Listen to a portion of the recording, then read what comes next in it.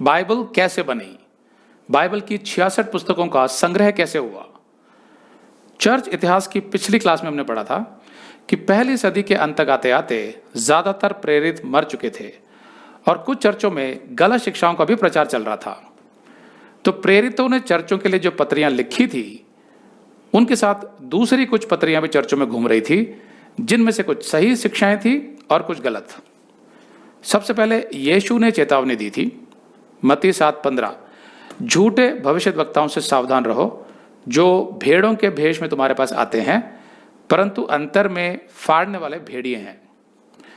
पौलुस ने चर्चों को चेतावनी दी थी प्रेरितों के 20:29 में, मैं जानता हूं कि मेरे जाने के बाद फाड़ने वाले भेड़िए तुम में आएंगे जो झुंड को ना छोड़ेंगे।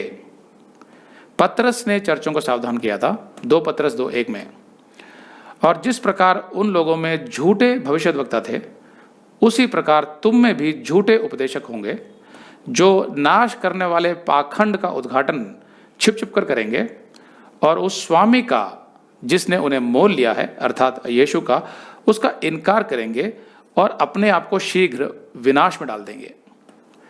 तो यीशु और प्रेरितों की भविष्यवाणियां सच साबित हुई। इसीलिए आखिरी प्रेरित यूहन्ना की मृत्यु के बाद यह आवश्यक हो गया था कि आगे बढ़ते हुए चर्चों को यह स्पष्ट किया जाए कि कौन सी पत्रियां और पुस्तकें प्रेरितों द्वारा लिखी गई हैं और कौन सी नहीं। मतलब कौन सी शिक्षाएं प्रेरितों की हैं और कौन सी नहीं।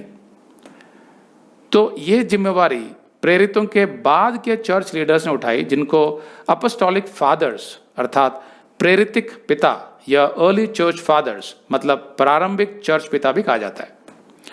तो कौन थे ये प्रारंभिक चर्च पिता?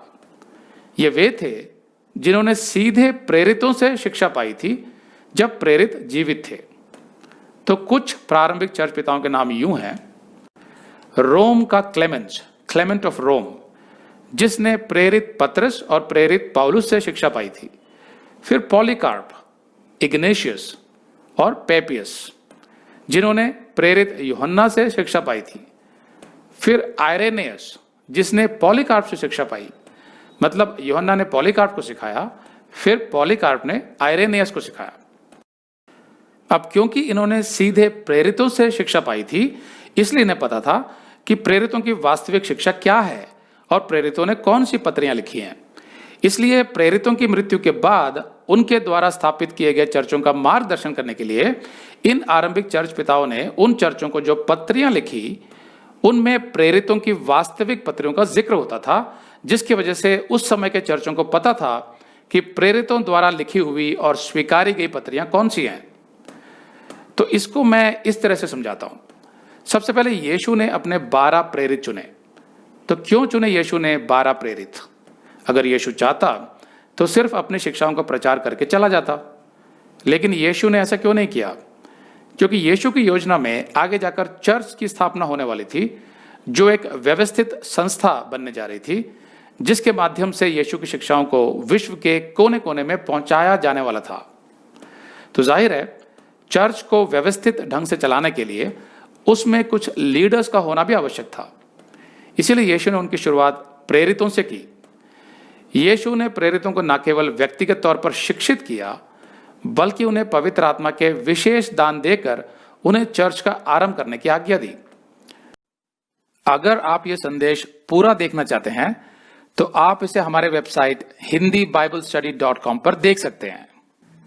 यह वीडियो हमारे अक्टूबर के वीडियोस में अपलोड किया हुआ है, तो जिनके पैकेज में भी अक्टूबर का महीना शामिल है उनको यह वीडियो उनके माई अकाउंट में अक्टूबर के वीडियोस में मिल जाएगा।